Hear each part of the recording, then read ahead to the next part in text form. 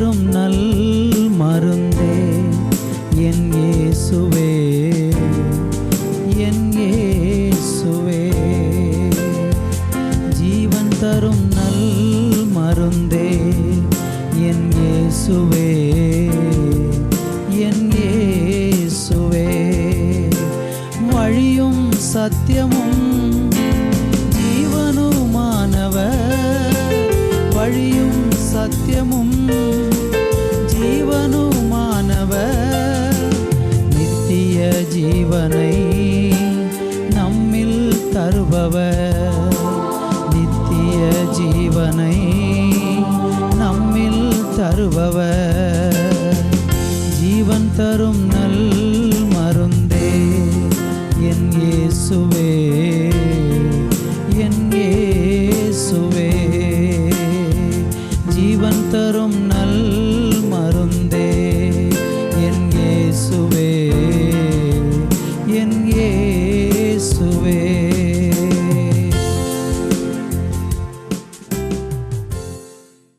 கிறிஸ்துவுக்குள் பிரியமான அன்பு தேவனுடைய பிள்ளைகளே, ஆண்டவராய் இயேசுவின் நாமத்தினாலே இந்த நாளிலே உங்களை நான் அன்போடு கூட வாழ்த்துகிறேன், வரவேற்கிறேன். கர்த்தருடைய வார்த்தையை நம்ம தியானிக்க போகிறோம். தேவன் இன்றைக்கு நம்மோடு கூட பேசுவாராக. பிரசங்கியின் புஸ்தகம் 8ஆம் அதிகாரம் 11வது வசனத்திலிருந்து 13 வரையுள்ள 3 வேத வசனங்களை வாசித்து இன்றைக்கு நம்ம தியானிக்க போகிறோம். இப்பொழுது அந்த வசனத்தை வாசிக்க கேட்போம். துர்க்கிரியைக்கு தக்க தண்டனை சீக்கிரமாய் நடவாதபடியால் மனுபுத்திரரின் இருதயம் பொல்லாப்பை செய்ய அவர்களுக்குள்ளே துணிகரம் கொண்டிருக்கிறது. பாவி 100 தரம் பொல்லாப்பை செய்து நீடித்து வாழ்ந்தாலும் என்ன, தேவனுக்கு அஞ்சி அவருக்கு முன்பாக பயந்திருப்பவர்களே நன்றாயிருப்பார்கள் என்று அறிந்திருக்கிறேன். துன்மார்க்கனோ நன்றாயிருப்பதில்லை, அவன் தேவனுக்கு முன்பாக பயப்படாதிருக்கிறபடியால் நிழலை போல் இருக்கிற அவனுடைய வாழ்நாள் நீடித்திருப்பதில்லை. அருமையான தேவனுடைய பிள்ளைகளே, வாசித்து கேட்ட இந்த வேத பகுதியிலே துன்மார்க்கமாய் வாழக்கூடிய ஒரு மனிதனையும் நீதியாய் வாழக்கூடிய ஒரு மனிதனையும் குறித்து வேத வசனம் அவர்களுடைய வாழ்க்கை எப்படியாக இருக்கும் என்பதை மிக தெளிவுபடுத்தி சொல்லுகிறதை பார்க்கிறோம். இன்றைக்கு உலகத்தில் வாழ்ந்து கொண்டிருக்கிற மக்களை 2ஆக பிரிக்க முடியும்.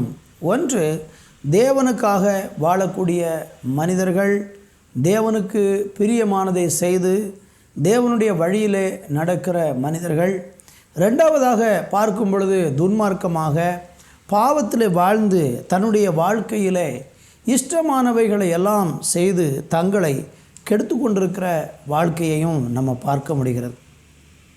2 வாழ்க்கைக்கும் ஒரு விளைவு, ஒரு பின்விளைவு இருக்கிறது என்பதை பார்க்கிறோம், அல்லது பலன் இருக்கிறது என்கிறதை இந்த நாட்களிலே நாம் அறிய வேண்டும். அநேகர் இந்த பூமியில் வாழும்போது தன்னுடைய செயல்களுக்கான கிரியைகளை குறித்து எள்ளளவும் பயப்படாமல் துணிகரமாக வாழ்ந்து கொண்டிருக்கிறதை பார்க்கிறோம். அவர்கள் நினைப்பதெல்லாம் என்ன, நான் எப்படி வேண்டுமானாலும் என் இஷ்ட பிரகாரம் வாழ்ந்து கொள்ளலாம், கடைசியில் எனக்கு எல்லாமே நல்லதாக தான் நடக்கும், என் மனம் விரும்புகிறபடி என் எண்ணங்கள் எப்படியெல்லாம் எனக்கு தோன்றுகிறதோ அப்படியெல்லாம் வாழலாம் என்கிற ஒரு நோக்கத்தோடு இன்றைக்கி நிறைய மனிதர்கள் தங்களை கெடுத்து கொண்டு வாழுகிறதை பார்க்கிறோம். ஆனால் கர்த்தருடைய வார்த்தை சொல்லுகிறது, துர்க்கிரியைக்கு தக்க தண்டனை சீக்கிரமாய் நடவாதபடியால் மனுபுத்திரரின் இருதயம் பொல்லாப்பை செய்ய அவர்களுக்குள்ளே துணிகரம் கொள்ளுகிறது. பொல்லாத காரியங்களை மனிதர்கள் செய்யும் பொழுது தேவனுடைய தண்டனையும் கோபமும் அவர்கள் மேலே சீக்கிரமாக வராததுனால அவங்க இருதயத்தில் என்ன நினைக்கிறாங்கன்னா, நம்ம செஞ்ச தவறுக்கு எந்த தண்டனையும் உடனே நமக்கு வரலையே, எனவே நம்ம எப்படி வேணாலும் வாழலாம் என்று துணிகரம் கொண்டு வாழ்ந்து கொண்டு இருக்கிறாங்க. ஆனால் ஆண்டவருடைய வசனம் சொல்லுகிறது, பாவி 100 தரம் பொல்லாப்பை செய்து நீடித்து வாழ்ந்தாலும் என்ன, தேவனுக்கு அஞ்சி அவருக்கு முன்பாக பயந்திருக்கிறவர்களே நன்றாக இருப்பார்கள். அருமையானவர்களே, பொல்லாதவன் 100 தரம் பொல்லாப்பை 100 தரம் பொல்லாப்பை செய்து நீடித்து வாழ்ந்தாலும் ஒரு பிரயோஜனம் இல்லை அப்படின்னு சொல்கிறார். நாம் இன்றைக்கி உலகத்தில் பார்க்கும்போது பொல்லாப்பை செய்கிற மனுஷர்கள் பொல்லாதான காரியங்களில் அவர்கள் நீடித்து வாழ்ந்திருக்கிறதை பார்க்கிறோம். நம்ம நினைக்கிறோம் அக்கிரமக்காரர்களுடைய அக்கிரமத்தின் மேலே உடனே தேவனுடைய கோபம் வரணும், உடனே அவங்க தண்டிக்கப்பட்டால் நன்றாக இருக்கும் அப்படின்னு சில நேரங்களில் நமக்கு நினைக்க தோன்றும். ஆனால் கடவுள் என்ன செய்கிறார் என்றால் அப்படி உடனடியாக அவர்கள் மேலே அவருடைய நியாய தீர்ப்பை கொடுப்பதில்லை. துர்க்கிரியைகளுக்கு தக்க தண்டனை சீக்கிரமாய் வராதபடியால் என்று நம்ம பார்க்கிறோம். அவருடைய துன்மார்க்கத்தின் நிமித்தம் சீக்கிரமாக தேவ கோபமோ தண்டனையோ அவங்க மேலே வராததுனால துணிஞ்சு வாழ்கிறாங்க. ரொம்ப நீடிச்சு நாட்களாக அவங்க இருக்கிறது போல தெரியும். ஆனால் யார் நன்றாக இருப்பார்கள், யார் அழிந்து போவார்கள் என்றால் 13 சொல்கிறது, துன்மார்க்கனோ நன்றாக இருப்பதில்லை. அவன் ஒரு வேளை நன்றாக இருப்பது போல நமக்கு தெரிந்தாலும் அவன் நன்றாக இருப்பதில்லை. அவன் தேவனுக்கு முன்பாக பயப்படாதிருக்கபடியால் நிழலை போல இருக்கிற அவனுடைய வாழ்நாள் நீடித்திருப்பது. அவனுடைய வாழ்க்கை என்பது ஒரு நிழலை போல இருக்கிறது. அவன் நீடிச்சிருக்கிறதில்ல, அவன் நித்தியமான அழிவை சந்திக்கிறான். நம்ம சில நேரம் துன்மார்க்கருடைய வாழ்க்கையெல்லாம் பார்த்து, அநியாயம் அக்கிரமெல்லாம் செய்யக்கூடிய மனிதர்களுடைய வாழ்க்கையெல்லாம் பார்த்து உங்கள் இருதயத்தில் பலவிதமான கேள்விகள், பலவிதமான சிந்தனைகள், ஏன் இவங்க எவ்வளோ அக்கிரமம் செஞ்சாலும் நல்லா வாழ்ந்துக்கிட்டு இருக்கிறாங்களே, நம்ம எவ்வளவோ கடவுளுக்கு பயந்து நடக்கணும்னு நினைக்கிறோம், ஆனால் நம்முடைய வாழ்க்கையில் கஷ்டமும் துன்பமும் பாடுகளும் வேதனைகளும் வருத்தங்களும் அதிகமாக இருக்கிறதே. அவர்கள் நன்றாக இருக்கிறார்கள், நான் நாளுக்கு நாள் நலிந்திருக்கிறேன் என்று நீங்கள் உங்களை தவறாக எண்ணிக்கொண்டிருக்கலாம். இவர்கள் 2 பேருடைய வாழ்க்கையை குறித்த வித்தியாசத்தை இன்றைக்கி நம்ம பார்க்க போகிறோம்.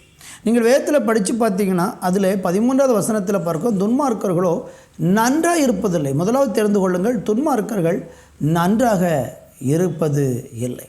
10ஆம் சங்கீதத்தில் 6வது வசனத்தை நீங்கள் வாசித்து பார்த்தீங்கன்னா அவர்கள் என்ன சொல்லுகிறார்கள் பாருங்கள், வாசிக்க கேட்போம்.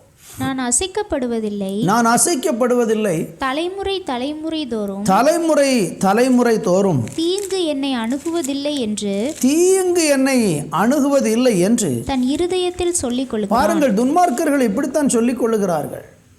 நான் அசைக்கப்படுவது இல்லை, தீங்கு என்னை அணுகுவதில்லை, தலைமுறை தலைமுறையாக நான் நன்றாகவே இருப்பேன் என்று அவர்கள் சொல்லுகிறார்கள்.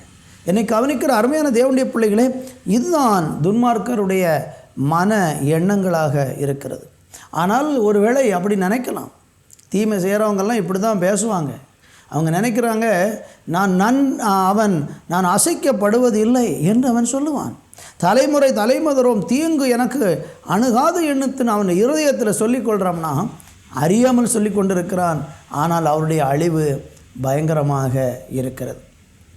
இன்னும் நீங்கள் ஏசாயா தீர்க்க தரிசன புஸ்தகத்தில் 26ஆம் அதிகாரம் அதனுடைய 10வது வசனத்தை வாசிக்கும்போது வேதம் என்ன சொல்லுகிறது, வாசிக்க கேட்போம். துன்மார்க்கனுக்கு தயை செய்தாலும், ஆண்டவர் சொல்லுகிறார், துன்மார்க்கனுக்கு தயை செய்தாலும் நீதியை கற்றுக்கொள்ளான், நீதியை கற்றுக்கொள்ளான். நீதியுள்ள தேசத்திலும் அவன் அநியாயம் செய்து கர்த்தருடைய மகத்துவத்தை கவனி. அப்போ ஆண்டவர் என்ன சொல்லுகிறார் என்றால், துன்மார்க்கனுக்கு தேவன் தயவு செய்தாலும் அவன் நீதியை என்ன செய்ய மாட்டான், கற்றுக்கொள்ள மாட்டான். அவன் தன்னுடைய பாவத்தினாலேயே தன்னுடைய அநியாயத்தினாலேயே தனக்கு எந்த அசைவும் வராது, தலைமுறை தலைமுறையாக நான் நீடித்திருப்பேன் என்று தன்னுடைய இருதயத்தில் சொல்லி கொள்ளுகிறான். தேவன் அவன் மேலே தயவு வைச்சாலும் அவன் என்ன செய்யறான், நீதியை கற்றுக்கொள்ள மாட்டான் என்று வேதம் நமக்கு சொல்லுகிறது. இன்னும் நீங்கள் பார்த்தீங்கன்னா ரோமர்களின் நிருபத்தில் 2ஆம் அதிகாரம் 4-5 வசனங்களை படித்தீங்கன்னா அவர்கள் தேவ தயவை அசட்டை பண்ணுகிறார்கள் என்று சொல்லப்பட்டிருக்கிறதை பார்க்கிறோம். அவர்கள் மேலே ஆண்டவர் எத்தனையோ முறை இறங்கி, சிலர் பாருங்கள் தன்னுடைய வாழ்க்கையில் பாவத்தை செய்து அநியாயமாக அக்கிரமமான வாழ்க்கையை வாழ்ந்து கொண்டு தங்களை கெடுத்து கொண்டே இருப்பாங்க.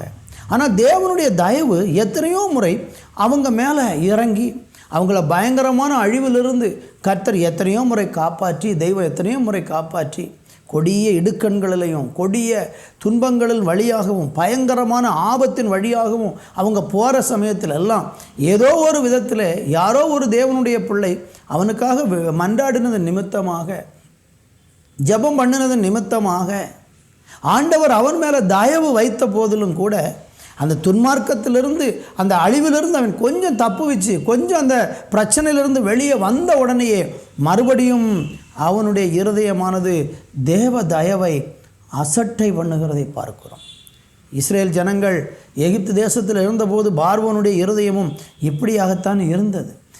யாத்ரா புஸ்தகம் 8ஆம் அதிகாரம் 15வது வசனத்தை நீங்கள் படிக்கும்போது இஸ்ரவேல் ஜனங்கள் மேலே தேவனுடைய தயவு இருந்தது. ஆனால் அந்த பார்வோனுடைய எகிப்து தேசத்தின் மேலே தேவனுடைய கோபம் வந்தது. தேவன் அந்த எகிப்து தேசத்தின் மேலே தன்னுடைய நியாய தீர்ப்புகளை கட்டளையிட்டார். பலவிதமான வாதைகள் அவர்கள் மேல் வந்தது. ஆனால் அங்கே பைபிள் சொல்லுகிறது, என்ன சொல்லுகிறது என்றால், லகு உண்டான போது அவனுடைய இருதயம் கடினமானது என்று அங்கே அவனை குறித்து பார்க்கிறோம். துன்மார்க்கர்கள் எப்படி இருப்பார்கள் தெரியுமா? தேவனுடைய தயவு அவர்கள் மேல் வந்தபோது கூட அதை அசட்டை பண்ணி விடுவார்கள். அந்த பிரச்சனையிலிருந்து வெளியே வந்த உடனே மறுபடியும் நான் தான் பெரியவன், எனக்கு எல்லாமே நடக்கும், நான் எண்ணுகிறபடியெல்லாம் எனக்கு நடக்கும், நான் அசைக்கப்படுவதில்லை, தலைமுறை தோறும் தீங்கு என்னை அணுகுவதில்லை என சொல்லி அவன் தன்னுடைய மனதில் மறுபடியும் தேவனை அசட்டை பண்ணுகிறான். பார்வோன் மேலே தேவனுடைய தயவு உண்டானது. கொஞ்சம் லகுவா சொல்கிறான், அந்த ஜனங்களை நான் போக விடுகிறேன் என்று மோசையோடு சொன்னபோது ஆபத்துகளெல்லாம் நீங்கி ஒரு அனுகூல சூழல் உண்டான உடனே மறுபடியும் அவனுடைய இருதயம் கடினமாகும். இதுதான் துன்மார்க்கருடைய வாழ்க்கை. கொஞ்சம் மாற்றம் வரும்போது வியாதி படுக்கையில் கிடப்பான்.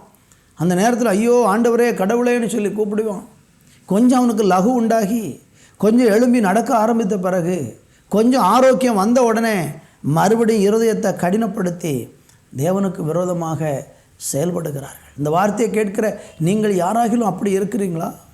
உங்கள் வாழ்க்கையில் இன்றைக்கு எத்தனையோ விதமான பாவத்துக்கு நீங்கள் அடிமையான பிறகும் கர்த்தருடைய தயவு எத்தனையோ முறை உங்களுக்கு வந்த போதிலும் கூட தேவன் உங்களுக்கு தயவு செய்தாலும் நீதியை கற்றுக்கொள்ளாமல் இருக்கிறீங்களா? தேவ தயவை நீங்கள் அசட்டை பண்ணுகிறீர்களா? கொஞ்சம் லகுவான சூழ்நிலை உண்டான போது மறுபடியும் பழைய பாவத்திற்கு நீங்கள் திரும்பி போகிறீங்களா? பெரிய ஆபத்தான ஒரு வாழ்க்கை அது. ஆண்டவர் சில நேரம் நம்மளை அப்படிப்பட்ட நெருக்கத்தின் பாதையில் கொண்டு போகும்போது மனம் திரும்புதல் நமக்கு அவசியமாக இருக்கிறது. கர்த்தர் அதை விரும்புகிறார். அவர் பக்கமாக நான் திரும்ப வேண்டும், மனம் திரும்பி தேவனை தேட வேண்டும் என்று விரும்புகிறார். லகு உண்டான போது அவனுடைய இருதயம் கடினப்பட்டது என்று பார்க்கிறோம். இன்னும் நீங்கள் படித்து பாருங்கள், யோபுவின் புஸ்தகம் 21ஆம் அதிகாரத்திலே 11லிருந்து 15 வரை படித்து பார்த்தால் அங்கே ஒரு துன்மார்க்கனுடைய மன எண்ணங்கள் எப்படி இருக்கிறது என்பதை இப்பொழுது வாசிக்க கேட்கலாம். அவர்கள் தங்கள் குழந்தைகளை ஒரு மந்தையைப் போல வெளியே போக விடுகிறார்கள். அவர்கள் பிள்ளைகள் குதித்து விளையாடுகிறார்கள். அவர்கள் தம்புரையும் சுரமண்டலத்தையும் எடுத்து பாடி கின்னரத்தின் ஓசைக்கு சந்தோஷப்படுகிறார்கள். அவர்கள் செல்வவான்களாய் தங்கள் நாட்களை கவனியுங்கள். அந்த துன்மார்க்கர்கள் செல்வவான்களாக தங்களுடைய நாட்களை கடத்தி ஒரு க்ஷண பொழுதிலே பாதாளத்தில் இறங்குகிறார்கள். அவர்கள் தேவனை நோக்கி என்ன சொல்லுகிறார்களாம் பாருங்கள். தேவனை நோக்கி எங்களை விட்டு விலகியிரும், உம்முடைய வழிகளை அறிய விரும்போம், உங்களுடைய வழிகளை நாங்கள் அறிய விரும்போம். சர்வ வல்லவரை நாம் சேவிக்க அவர் யார்? அவரை நோக்கி ஜெபம் பண்ணுவதினால் நமக்கு பிரயோஜனம் என்ன என்கிறார். பாருங்கள், இதுதான் ஒரு துன்மார்க்கனுடைய வாழ்க்கை இருக்கிறது. அவன் சொல்லுகிறான், செல்வவான்களாய் தங்களுடைய நாட்களை போக்கி ஒரு க்ஷணத்தில் பாதாளத்தில் இறங்குகிறார்கள். துன்மார்க்கருடைய ஒரு அக்கிரமமான வாழ்க்கை வாழ்ந்து கொண்டிருக்கிற ஒரு மனுஷனுடைய வாழ்க்கை இப்படித்தான் இருக்கிறது. தேவனை நோக்கி கேட்குறாங்க, எங்களை விட்டு விலகிறோம், எங்களுக்கு கடவுள் தேவையில்லை, உம்முடைய வழிகளை நாங்கள் அறிய விரும்போம், எங்களுக்கு இதெல்லாம் அவசியமில்லை. சர்வ வல்லவரை சேவிக்க அவர் யார்? அவரை நோக்கி ஜெபம் பண்ணதுனால எனக்கு என்ன பிரயோஜனம்? அவர்களுடைய பணம் பொருள் செல்வவான்களாக அவங்க வாழ்கிறதுனால கடவுளுக்கு பயப்படாமல் ஜெபம் பண்ணுறதுனால என்ன பிரயோஜனம்னு சொல்லி இப்படி கடவுளுக்கு விரோதமாக பேசக்கூடிய ஒரு மனநிலைமையில் அவர்கள் வாழ்ந்து கொண்டிருக்கிறார்கள். வேதம் சொல்லுகிறது, அவர்கள் சீக்கிரத்தில் அழிந்து போவார்கள். அதிலே நீங்கள் 17வது வசனத்தில் படிக்கும்போது எத்தனை சடுதியில் துன்மார்க்கரின் விளக்கு அணைந்து போகும், அவர் தமது கோபத்தினால் வேதனைகளை பகிர்ந்து கொடுக்கையில் அவர்கள் ஆபத்து அவர்கள் மேல் வரும். பார்த்தீங்களா, துன்மார்க்கருடைய வாழ்க்கை என்பது பயங்கரமான ஒரு வாழ்க்கையாக இருக்கிறது. அருமையானவர்களே, இந்த நாட்களிலே நாம் தேவனுக்கு பயந்து வாழ வேண்டியது அவசியமாக இருக்கிறது. ஒருவேளை துன்மார்க்கமாக வாழுகிறவர்களுடைய வழிகளெல்லாம் வெற்றியாகவும் ஜெயமாகவும் எல்லாம் அவர்களுக்கு அனுகூலமாகவும் இருக்கிறது போல தெரிந்தாலும் அதனுடைய விளைவு பயங்கரமாக இருக்கும், பாதிப்புகள் பயங்கரமாக இருக்கும், அவருடைய சந்ததிகளிலே பாதிப்புகள் பயங்கரமாக இருக்கும், அவர்களுடைய குடும்பத்தில் பயங்கரமான அழிவுகள் உண்டாகும். அருமையானவர்களே, கர்த்தருடைய வார்த்தை நமக்கு இதை எச்சரித்து சொல்லுகிறது. அவர்கள் எப்படி பாவத்துக்குள்ளாக தங்களை இழுத்து கொள்ளுகிறார்களாம்? ஏசாயா தீர்க்கதரிசனம் 5ஆம் அதிகாரத்தில் 18வது வசனத்தில் நம்ம வசனங்களை படிக்கும் பொழுது அவர்கள் எப்படி பாவத்தை தன்னுடைய வாழ்க்கையில் இழுத்து கொள்ளுகிறார்கள் வாசிக்க கேட்போம். மாயையின் கயிறுகளால் அக்கிரமத்தையும் வண்டியின் வடங்களால் பாவத்தையும் இழுத்து கொண்டு வந்து வண்டில் வடங்களால் பாவத்தையும் இழுத்து கொண்டு வந்து நாம் பார்க்கும்படி அவர் தீவிரித்து தமது கிரியையை சீக்கிரமாய் நடப்பிக்கட்டும் என்றும் இஸ்ரவேலின் பரிசுத்தருடைய ஆலோசனையை நாம் அறியும்படி அது சமீபித்து வரட்டும் என்றும் சொல்லுகிறவர்கள் பாவத்தை என்ன செய்கிறார்களாம் பாருங்கள். வேதம் சொல்லுகிறது, மாயையின் கயறுகளால் அக்கிரமத்தையும் வண்டில் வடங்களால் பாவத்தையும் இழுத்து கொள்ளுகிறார்கள். பாவத்தை இழுத்து கொண்டு பாவத்தை தேடி போய் அந்த பாவ வழிகளை தெரிந்து கொண்டு அதிலே அவர்கள் வாழ்ந்து கொண்டு இருக்கிறார்கள். இதை கேட்டுக்கொண்டிருக்கிற அருமையானவர்களே, பாவத்தை தேடி பாவம் எங்கே இருக்கிறது என்று சொல்லி அதை நாடி அதற்கு பின்னால் ஓடி அக்கிரமமான அசுத்தமான வழிகளை தெரிந்து கொண்டு நான் இப்படித்தான் இருப்பேன், நான் இப்படித்தான் வாழுவேன், யார் என்ன செய்ய முடியும் என்று ஒருவேளை பெருமை கொண்டு வாழ்ந்து கொண்டிருக்கிற துன்மார்க்கமான மனிதர்களுடைய வாழ்க்கை பயங்கரமான வாழ்க்கையாக மாறப்போகிறது. இந்த நாளிலேயும் கூட இந்த வார்த்தையை கேட்கிற நீங்கள் கூட யோசிக்கலாம், இப்படியெல்லாம் ஜனங்கள் இருக்கிறாங்களே, இப்படியெல்லாம் மக்கள் இருக்கிறாங்களே, நாங்கள் ஆண்டவரை தேடுறோம், ஆனால் எங்கள் வாழ்க்கையில் கஷ்டமும் பாடுகளும் இருக்கிறது. சோர்ந்து போக வேண்டாம். அவர்களுடைய அழிவை குறித்து பைபிள் பயங்கரமாக சொல்லுகிறதை நம்ம பார்க்க முடிகிறது. கர்த்தருக்கு மகிமை உண்டாவதாக. தேவன் என்ன செய்கிறார் என்றால், இந்த மனிதர்களுடைய நிலைமையை பார்த்துட்டு கர்த்தர் சும்மா இருக்காரா? அநேகருடைய கேள்வி அதுதான். கடவுள் சும்மா இருக்கிறார். துன்மார்க்கமாக நடந்து கொண்டிருக்கிறாங்க ஆட்கள், ஆனால் கர்த்தர் இதெல்லாம் பார்த்துட்டு அவங்களெல்லாம் இஷ்டம் போல் உலகத்தில் வாழ விட்டுட்டு உண்மையாய் வாழுகிற மக்களுக்கு நியாயம் கிடைக்காம அவர்கள் ஒடுக்கப்பட்டு நெருக்கப்படுகிறார்களே என்கிற புலம்பல் இன்றைக்கி அநேகருடைய உள்ளத்தில் இருக்கிறது. ஏழை எளிய மக்களை ஒடுக்கக்கூடிய மனிதர்கள் உண்டு தேசத்தில். ஆனால் பைபிள் என்ன சொல்லுகிறது? சங்கீதங்களின் புஸ்தகத்தில் 50ஆம் சங்கீதம் 20 22 வரை வாசிக்க கேட்போம். நீ உட்கார்ந்து உன் சகோதரனுக்கு விரோதமாக பேசி உன் தாயின் மகனுக்கு அவதூறு உண்டாக்குகிறாய். இவைகளை நீ செய்யும் போது நல்லா கவனிங்கள், இவைகளை நீ செய்யும் போது நான் மௌனமாயிருந்தேன். கடவுள் சொல்லுகிறான், மௌனமாயிருந்தேன். உன்னை போல் நானும் இருப்பேன் என்று நினைவு. உன்னை போல நானும் இருப்பேன். நீ என்ன செய்கிறாய்? உடனே எல்லாத்துக்கும் பதில் செய்கிற. உன்ன மாதிரி நானும் இருப்பேன் என்று நினைக்கிறாய். ஆனாலும் நான் உன்னை கடிந்து கொண்டு அவைகளை உன் கண்களுக்கு முன்பாக ஒவ்வொன்றாக நிறுத்துவேன். பார்த்தீங்களா? கடிந்து கொண்டு கண்களுக்கு முன்பாக ஒவ்வொன்றாக நிறுத்துவேன். அருமையானவர்களே, கடவுள் சில நேரம் மௌனமாக இருக்கிறார். இவைகளை நீ செய்யும்போது நான் மௌனமாக இருந்தேன், உன்னை போல இருப்பேன் என்று நினைத்து கொண்டாய். கடவுள் சில நேரம் அமைதியாக இருக்கிற போல தெரியும், ஆனால் ஒரு நாள் வருகிறது உன்னை கடிந்து கொண்டு அவைகளை உன் கண்களுக்கு முன்பாக ஒவ்வொன்றாக ஆண்டவர் நிறுத்துவார். இன்றைக்கி பலவிதமான பாவத்தை செய்து அதை மறைத்து அதை யாருக்கும் தெரியாது என்று எண்ணிக்கொண்டிருக்கிறவங்க ஒருவேளை நினைக்கலாம், நான் செஞ்சது யாருக்கும் தெரியாது, ரகசியமாய் செய்து கொண்டிருக்கிறேன், என்னை யாருமே கண்டுபிடிக்க முடியல. ஒருவேளை எத்தனையோ காலங்களுக்கு பிறகு அதை மறைத்து யாரும் தெரியாதபடி மறைத்து வைத்திருந்தாலும் ஒரு நாள் வரப்போகிறது, ஒவ்வொன்றாக ஆண்டவர் கண்களுக்கு முன்பாக கொண்டு வந்து நிறுத்துவார். தப்பித்து கொள்ள முடியாது, தப்பித்து கொள்ள முடியாது. ஒரு நாள் வரப்போகிறது, தேவன் எல்லாவற்றையும் வெளியரங்கமாக மாற்றுவார். 22வது வசனம் சொல்லுகிறது, தேவனை மறக்கிறவர்களே இதை சிந்தித்து கொள்ளுங்கள், இல்லாவிட்டால் நான் உங்களை பீறி போடுவேன்,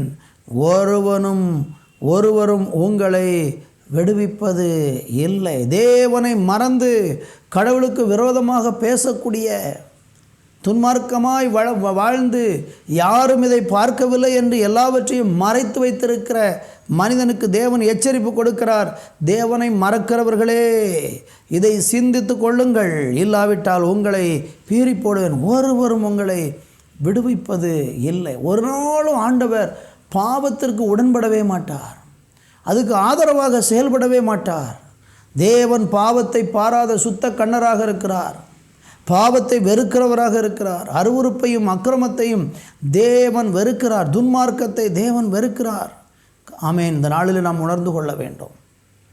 இந்த நாட்களில் ஸ்தோத்திரம், அப்படிப்பட்ட பாவத்தில் இருக்கிற மனுஷனுடைய நிலைமையை குறித்து இன்னொரு வசனம் கூட சொல்ல விரும்புகிறேன்.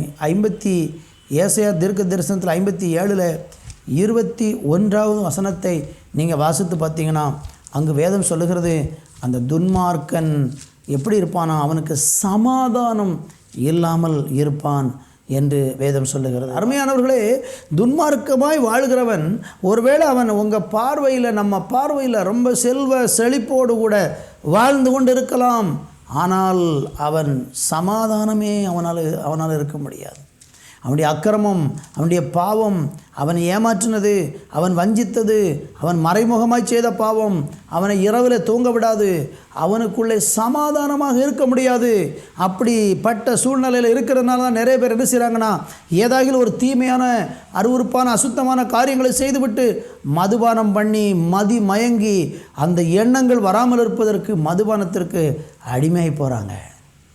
போதை வஸ்துக்களுக்கு அடிமையாக போவதற்கு காரணம் என்னென்னா, தான் செய்த தவறு அவனை தூங்க விடாது, சமாதானத்தை கெடுத்து போடும். ஆனால் அந்த சமாதானத்தை கெடுத்து போடுகிற சூழ்நிலையில் அவன் சமாதானத்தை தேடி மதுபானத்துக்குள்ளே போகிறான், அது அவனையும் தொடர்ந்து அழித்து போடுகிறது. கர்த்தருடைய நாமத்திற்கு மகிமை. ஏசாயாவில் 47:10 நீங்கள் படித்து பார்த்தீங்கன்னா, துன்மார்க்கம் அவனை கெடுத்து போடும் என்று வேதம் சொல்லுகிறது. 47:10 வாசிக்க கேட்போம். உன் துன்மார்க்கத்திலே நீ திட நம்பிக்கையாய்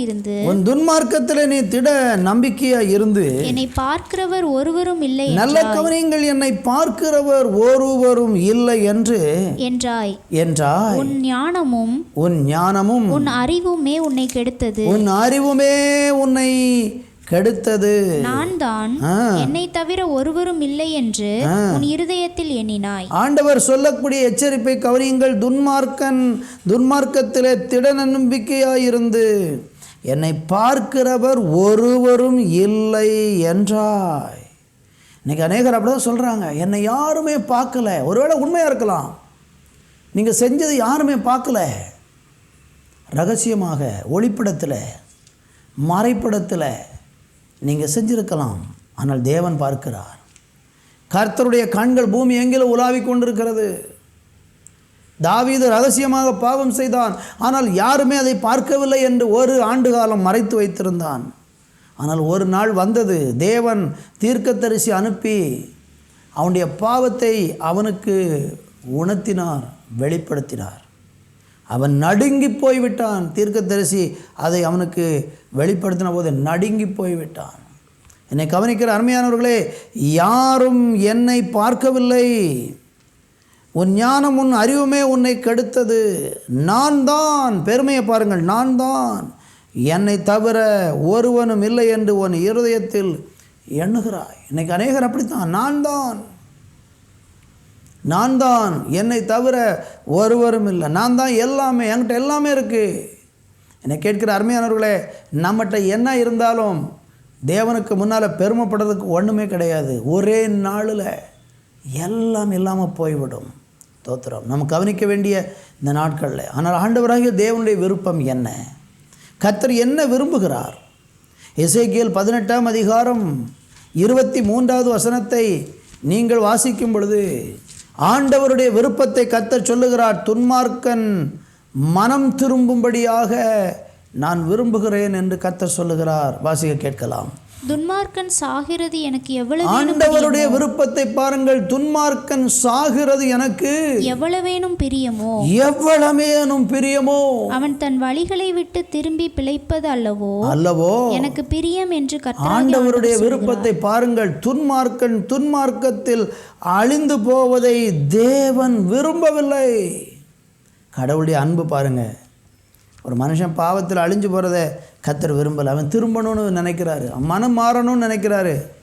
தேவன் பக்கமாக அவன் வர வேண்டும் என்று விரும்புகிறான். மனம் திரும்பும் பொழுது அந்த துன்மார்க்கனுக்கு ஆண்டவர் ஸ்தோத்திரம் மனதுருகுவாராம். ஏசாயா 55:7 நீங்கள் படிச்சிங்கன்னா, அவன் துன்மார்க்கன் தன்னுடைய துன்மார்க்கத்தை விட்டு திரும்ப கடவன். அப்படி திரும்பும்போது தேவன் அவன் மேலே மனமிறங்குவார் என்று சொல்லப்பட்டிருக்கிறது. என்னை கவனிக்கிற அருமையானவர்களே, துன்மார்க்கத்தில் அழிந்து போகிறத கடவுள் விரும்பலை, மனம் திரும்பணும்னு விரும்புகிறாரு. அப்படி திரும்பும்போது கர்த்தர் என்ன செய்வாராம் பாருங்க. தோத்திரம் மனதுருகுவார். உங்கள் மேலே மனதுருகுவார், நம்ம மேலே மனதுருகுவார். பூமியில் யாரும் நீதிமான் இல்லை, எல்லாரும் பாவம் செய்து தேவ மகிமை இழந்தார்கள் என்று ரோமரில் 3ஆம் அதிகாரத்தில் நம்ம படிக்கிறோம். பாவம் எல்லா மனிதனையும் பிடித்து கொண்டது. ஆனால் மனம் திரும்ப வேண்டும் என்று கர்த்தர் விரும்புகிறார். கர்த்தருக்கு மகிமை உண்டாகட்டும். ஒரு மனுஷன் மனம் திரும்பி தேவன் பக்கமாக வரும்போது ஆண்டவர் அவனுக்கு என்னென்ன நன்மைகளை வச்சிருக்கிறார். வேகமாக ஒரு சில வார்த்தைகளை சொல்லி முடிக்க விரும்புகிறேன். சங்கீதம் 37:18-19 படிச்சிங்கன்னா ஆண்டவர் சொல்லுகிறாரு, அவங்க தேவனுக்கு பயந்து இருக்கும்போது வெட்கப்படுவது இல்லை. வாசிக்க கேட்போம். உத்தமர்களின் நாட்களை கர்த்தர் அறிந்திருக்கிறார். அவர்கள் சுதந்திரம் என்றென்றைக்கும் இருக்கும். அவர்கள் ஆபத்து காலத்திலே அவர்கள் வெட்கப்பட்டு போகாதிருந்து பஞ்ச காலத்திலே திருப்தி அடைவார்கள். நல்ல கவனிங்கள். வெட்கப்பட்டு போக மாட்டாங்க. தேவனுக்கு ஒரு மனுஷன் பயந்து மனம் திரும்பினால் அவனுடைய ஆபத்துக்கு அவன் பயப்படாமல் அவன் வெட்கப்பட்டு போவது இல்லை என்று சொல்லப்பட்டிருக்கிறது. மாத்திரமல்ல, ஒரு மனுஷன் தேவனுக்கு பயந்து நடக்கும்போது ஆண்டவர் சோதனையில் நின்று அவனை ரட்சிக்கிறார். 2 பேதுரு 2:9 நீங்கள் படித்து பார்த்தீங்கன்னா, அவனை ஆண்டவர் சோதனையிலிருந்து ரட்சிக்கிறார் என்று சொல்லப்படுகிறதை பார்க்க முடிகிறது. கர்த்தருக்கு மகிமை. நீதிமொழிகள் 1:33 நேரம் எடுத்து படித்து பாருங்கள். அவன் ஆபத்துக்கு பயப்படாமல் அந்த தேவனுக்கு பயந்து நடக்கக்கூடிய மனுஷன், மனம் திரும்பின ஒரு மனுஷன், கடவுள் பக்கமாக திரும்பி துன்மார்க்க வழியை விட்டு எனக்கு ஆண்டவர் போதும், இந்த பாவ வழி வேண்டான்னு சொல்லி அவன் சுய கட்டுப்பாட்டில் வாழாமல் தேவன் அண்டைக்கு வந்து தேவனை தேடும் பொழுது அவன் ஆபத்துக்கு பயப்படாமல் அமைதியாக இருப்பான் என்று வேதம் சொல்லுகிறது. ஏசாயா தீர்க்க தரிசனம் 3ஆம் அதிகாரம் 10வது வசனத்தை கூட வாசிக்க கேட்போம். உங்களுக்கு நன்மை உண்டாகும் என்று நீதிமான்களுக்கு சொல்லுங்கள், அவர்கள் தங்கள் கிரியைகளின் பலனை அனுபவிப்பார்கள். பாருங்கள், கிரியைகளின் பலனை அனுபவிப்பார்கள். நன்மை உண்டாகும். அவனுக்கு நன்மை உண்டாகும். பலனை அவன் அனுபவிப்பான் என்று வேதம் சொல்லுகிற. நேரம் எடுத்து ஏசாயா 65:20-24 வரையும் படித்து பாருங்கள். அவங்க வாழ்க்கை ரொம்ப செழிப்பா, அவங்க வாழ்க்கை ரொம்ப மகிழ்ச்சியாக, துன்மார்க்கத்திலிருந்து மனம் திரும்பி தேவனுக்கு பயந்து ஒரு மனுஷன் நடக்கும்போது அவன் வாழ்நாள் முழுவதும் பயங்கரமான ஒரு செழிப்பை குறித்து வேதம் நமக்கு எடுத்து சொல்லுகிறது. நேரம் எடுத்து அந்த பகுதியை படித்து பாருங்கள். லூக்கா 1ஆம் அதிகாரம் 50வது வசனத்தில் படிக்கும் பொழுது அவனுடைய தலைமுறைகளை கர்த்தர் ஆசீர்வதிக்கிறாராம், சந்ததிகளை கர்த்தர் ஆசீர்வதிக்கிறாராம். அவங்க பிள்ளைகளின் பிள்ளைகள் எல்லாம் ஆசீர்வதிக்கப்படும். தேவனுக்கு கீழ்ப்படிந்து தேவனுடைய வழிகளில் நடந்து அவருடைய வசனத்திற்கு கீழ்ப்படிஞ்சு ஒரு மனுஷன் நடந்தால் தலைமுறைக்கும் ஆசீர்வாதம் உண்டு. உங்களோட விடாது. ஆண்டவர் உங்கள் சந்ததிகளை ஆசீர்வதிப்பார், தலைமுறைகளை ஆசீர்வதிப்பார், உங்கள் பிள்ளைகளை ஆசீர்வதிப்பார், குடும்பங்களை ஆசீர்வதிப்பார். துன்மார்க்கமாக, அருவருப்பாக, அசுத்தமாக வாழக்கூடிய மனிதர்களுடைய வாழ்க்கை கேடான வழிகள், அவங்க வாழ்க்கை சிதைஞ்சு சீர்குலைஞ்சு அவங்க வாழ்க்கை இல்லாமல் போய்விடும். இந்த நாட்களிலே நாம் ஆண்டவர் பக்கமாய் திரும்ப வேண்டியது அவசியமாக இருக்கிறது. கர்த்தருக்கு மகிமை உண்டாகட்டும். ஒரு மனுஷன் ஆண்டவராகிய இயேசு கிறிஸ்துவை சொந்த இரட்சகராக ஏற்றுக்கொண்டு ஆண்டவராகிய தேவன் அண்டைக்கு வந்தால் அவன் நிமித்தம் பரலோகத்தில் மிகுந்த சந்தோஷம் உண்டாகும். லூக்கா சுவிசேஷம் 15ஆம் அதிகாரம் 7வது வசனத்தில் நீங்கள் படித்து பாருங்கள். ஒரு பாவி மனம் திரும்புகிறது நிமித்தம் பரலோகத்தில் மிகுந்த சந்தோஷம் உண்டாகும். நம்ம மனம் திரும்பணும்னு கர்த்தர் விரும்புகிறாரு. பாவத்தில் வாழ்வது பயங்கர ஆபத்து. அதுக்கு பின்னால் பயங்கரமான அழிவு இருக்கிறது. வேண்டாம், அந்த வழிகள் வேண்டாம். நீங்களாகவே அந்த பாவத்தை விட்டு திருந்த முடியாது. உங்களை மனம் திரும்புவதற்கு நடத்துகிற ஒரு தேவன் இருக்கிறார். அவர் உங்களுக்காக பாடுபட்டிருக்கிறார். உங்களுக்காக சிலுவையில் தன்னுடைய இரத்தத்தை சிந்தியிருக்கிறார். நம்முடைய அக்கிரமங்களை பாவங்களையெல்லாம் அவர் ஏற்றுக்கொண்டார். ஏசாயா 53ஆம் அதிகாரம் 4-5 வசனங்களை வாசிக்க கேட்போம். மெய்யாக அவர் நம்முடைய பாடுகளை ஏற்றுக்கொண்டு, மெய்யாகவே அவர் நம்முடைய பாடுகளை ஏற்றுக்கொண்டு நம்முடைய துக்கங்களை சுமந்தார். நாமோ அவர் தேவனால் அடிபட்டு பாதிக்கப்பட்டு சிறுமைப்பட்டவர் என்று எண்ணினோம். நம்முடைய மீறுதல்களின் நிமித்தம் அவர் காயப்பட்டு நம்முடைய அக்கிரமங்களின் நிமித்தம் அவர் நொறுக்கப்பட்டார். நமக்கு சமாதானத்தை உண்டு பண்ணும் ஆக்கினை அவர் மேல் வந்தது. அவருடைய தழும்புகளால் குணமானோம். என்னை கவனிக்கிற அருமையானவர்களே, நம்முடைய ஆண்டவராகிய தேவன் நமக்காக பாடுபட்டிருக்கிறார். உங்களுடைய பாவத்திலிருந்து உங்களை மீட்க, நம்முடைய அக்கிரமத்திலிருந்து நம்மளை மீட்க, நம்ம எவ்வளவு கேடான வழியில் நடக்கிறோமோ அந்த வழியிலிருந்து நம்மளை காப்பாற்றி மீட்டெடுக்க அவரால் தான் முடியும். உங்கள் சுயத்தினால நீங்கள் திருந்தி வாழ முடியாது. உங்களுடைய சொந்த பலத்தில் நீங்கள் ஆண்டவருக்காக வாழ முடியாது. பாவத்தை விட்டு விலகவும் முடியாது. பாவத்தில் பிடிக்கப்பட்டிருக்கீங்களா? நீங்கள் சுயமாக இருந்து எழும்ப முடியாது. ஒருவருடைய உதவி உங்களுக்கு வேணும். நம்முடைய எல்லாருடைய பாவங்களுக்காக 2000 வருஷங்களுக்கு முன்பாக நாம் அனுபவிக்க வேண்டிய தண்டனையை சிலுவையில் இயேசு நமக்காக அனுபவித்து மரித்து அடக்கம் பண்ணப்பட்டு உயிர்த்தெழுந்து இன்றைக்கும் ஜீவிக்கிறார். அந்த இயேசு பாவத்திலிருந்து நம்மளை மீட்க விரும்புகிறார். அக்கிரமங்களிலும் பாவங்களிலும் மரித்தவர்களாக இருந்த நம்மை உயிர்ப்பித்தார் என்று எபேசியர் 2ஆம் அதிகாரம் 1-2 வசனங்களில் சொல்லப்பட்டிருக்கிறது. நம்முடைய பாவத்திலிருந்து அக்கிரமத்திலிருந்து இயேசு நம்மளை உயிர்ப்பிக்கிறார். இன்றைக்கி அவர் அன்றைக்கு வருவீங்கன்னா உங்களை தூக்கி எடுப்பார். நல்ல ஒரு வாழ்க்கையை தருவார். நல்ல ஒரு மகிழ்ச்சியான வாழ்க்கையை தருவார்.